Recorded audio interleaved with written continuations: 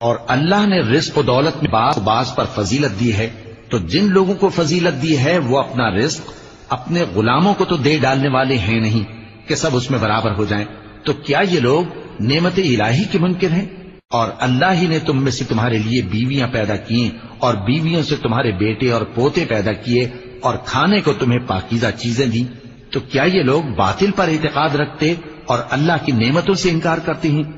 اور اللہ کے سوا ایسوں کو پوجتے ہیں جو ان کو آسمانوں اور زمین میں روزی دینے کا ذرا بھی اختیار نہیں رکھتے اور نہ کسی اور طرح کا مقدور رکھتے ہیں۔ تو لوگوں، اللہ کے لیے غلط مثالیں نہ بناؤ، بے شک اللہ جانتا ہے اور تم نہیں جانتے۔ اللہ ایک اور مثال بیان فرماتا ہے کہ ایک غلام ہے جو بالکل دوسرے کے اختیار میں ہے اور کسی چیز پر قدرت نہیں رکھتا،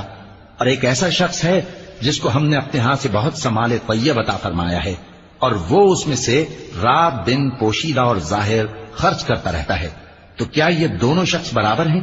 ہرگز نہیں، الحمدللہ، لیکن ان میں سے اکثر لوگ نہیں سمجھ رکھتے۔ اور اللہ ایک اور مثال بیان فرماتا ہے کہ دو آدمی ہیں، ایک ان میں سے گونگا اور کسی کا غلام ہے بے اختیار و ناتواں کہ کسی چیز پر قدرت نہیں رکھتا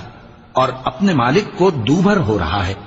وہ جہاں اسے بھیجتا ہے کبھی اچھی خبر نہیں لاتا۔